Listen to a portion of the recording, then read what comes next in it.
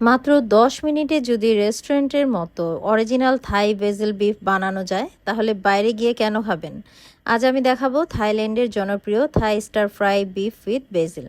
একদম juicy juicy beef, ভীষণ flavourful Thai basil আর দারুণ কয়েকটা সসের কম্বিনেশন, যা গরম গরম ভাতের সাথে খেতে কিন্তু একেবারে অসাধারণ।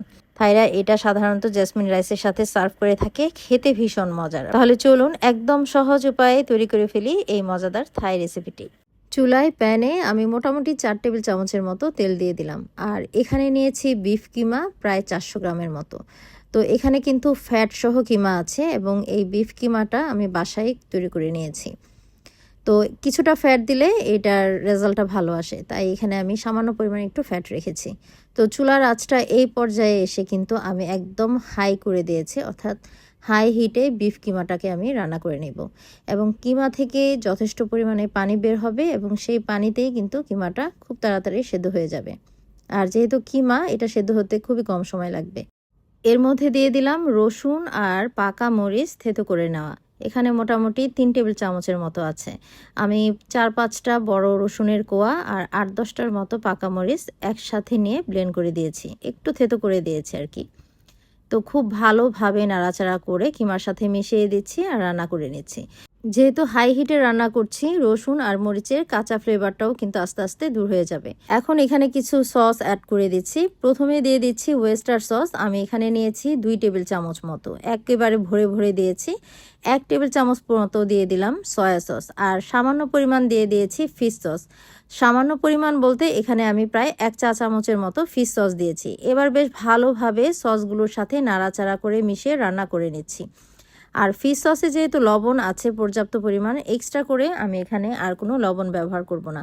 আপনাদের যদি লাগে তাহলে এক্সট্রা করে লবণ ব্যবহার করতে পারেন।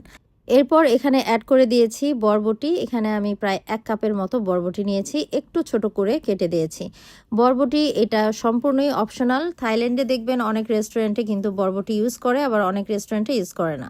তো এটা যার যার পছন্দ অনুযায়ী। তো আমার ঘরে যেহেতু বরবটি ছিল, তাই এখানে আমি সামান্য একটু বরবটি দিয়ে দিয়েছি। এই পর্যন্ত কিন্তু চুলার আঁচটা আমি একেবারে হাইতে রেখে রান্না করছি, আর আপনারা দেখতেই পাচ্ছেন পানিটা কিন্তু শুকিয়ে গেছে এবং কিমাটা অলরেডি সেদ্ধ হয়ে গেছে। এখন অ্যাড করে দিলাম খুবই সামান্য পরিমাণে একটু ব্ল্যাক সয়া সস, খুবই সামান্য পরিমাণে দিয়েছি চিনি, আর দিয়েছি খুবই সামান্য পরিমাণে টেস্টিং সল্ট। এটা সম্পূর্ণই অপশনাল, টেস্ট বাড়ানোর জন্য রেস্টুরেন্টগুলোতে ব্যবহার করে, তাই আমি এখানে সামান্য পরিমাণ ব্যবহার করেছি। আর ব্ল্যাক সয়া সসটা হাতের কাছে না থাকলে না দিলেও চলবে, এটা শুধুমাত্র কালারের জন্য ব্যবহার করা হয়েছে। তো চুলার আঁচটা কিন্তু শুরু থেকে হাইতে রেখেই আমি রান্না করে নিয়েছি এবং আমার কিমাটাও প্রায় সেদ্ধ হয়ে গেছে, আপনারা দেখতেই পাচ্ছেন। অনেকে কিন্তু এখানে চাইলে একটু ভেজা ভেজা অবস্থায় রাখে, আবার অনেকেই এরকম ড্রাই ড্রাই করে ফেলে।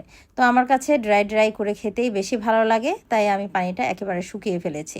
আর সব শেষে আমি এখানে 1 মুঠ পরিমাণ থাই ব্যাজিল দিয়ে দিলাম।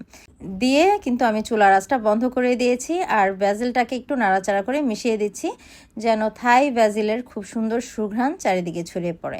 ব্যাস হয়ে গেল। দেখলেন তো, খুবই ঝটপট আর খেতে ভীষণ মজার দারুণ একটা থাই রেসিপি তৈরি হয়ে গেল। উপরে একটা ডিম পোচ দিয়ে সার্ভ করেছি। এটা গরম গরম থাই জেসমিন রাইস দিয়ে খেতে ভীষণ ভালো লাগে। আর জেসমিন রাইসটা না থাকলে নর্মাল যে রেগুলার রাইস আমরা খাই সেটা দিয়ে খেতেও ভীষণ ভালো লাগে। তো অবশ্যই বাসায় একবার ট্রাই করে দেখবেন। রেসিপি ভালো লাগলে অবশ্যই রেসিপিটিকে শেয়ার করে রাখবেন, যখন বানাবেন এটা দেখে নিতে পারবেন। তো সবাই ভালো থাকবেন, পরবর্তী রেসিপিতে আবার দেখা হবে। আল্লাহ হাফেজ।